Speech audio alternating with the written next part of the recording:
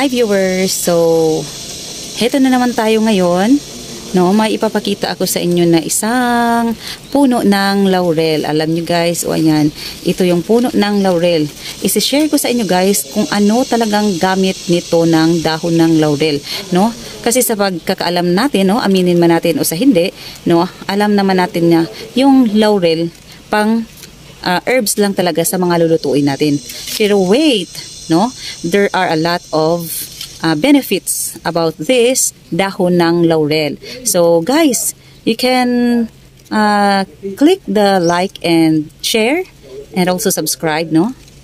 Share na naman ninyo yung video natin para marami namang madagdagan ang kanilang kaalaman. So anyways guys, ito kasing dahon ng laurel, malaking tulong ito sa mga matataas ang sugar.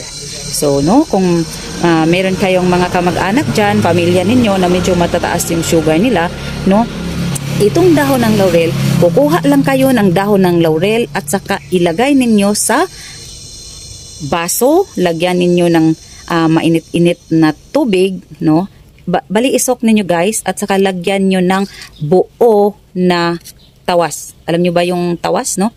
Yung powder, minsan nilalagay natin sa kilikili natin, di ba? Pero alam nyo guys, yung dahon ng laurel at saka yung buo ng tawas, ilalagay nyo sa baso, no? Especially yung mga matataas talaga na mga sugar nila, no? Kasi pag mataas yung sugar nyo, delikado eh. So guys, itry ninyo, bababa talaga ang sugar ninyo. Totoo talaga yan guys. Sinusubukan na namin yan at talagang nasubukan na namin, no? Nasubukan na namin sa auntie ko, no? Dinala siya doon sa hospital kasi yung sugar niya almost 200, no? 200, medyo mataas na 'yon, di ba?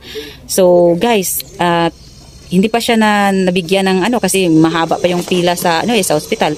So gitry namin guys, parang Holy Spirit lang siguro yung yung nagsasabi sa amin. So gitry namin, nagkuha kami nito at saka nilagyan namin ng buo na tawas. At yun, pinainom namin. So sa awa ng Panginoon, bumaba naman yung kanyang sugar.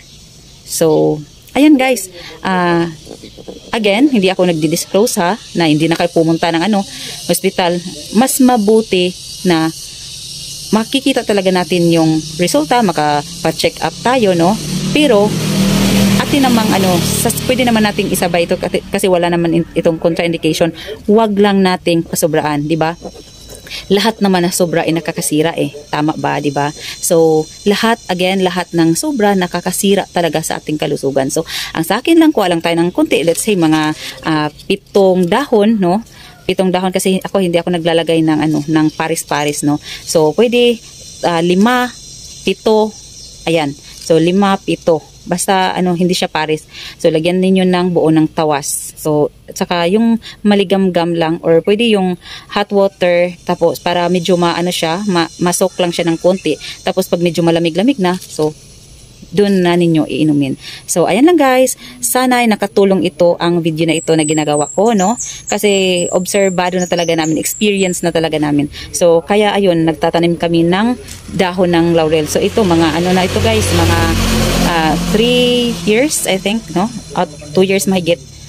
Parang ganun. So medyo maliit pa to, pero ngayon na siya guys? Medyo na siya, nasa 5 feet na siya. 5 feet. So, ayun guys, sana nakatulong itong video na ito. Again, please like, share, and subscribe this video para marami naman tayong matutulungan. Thank you. Bye!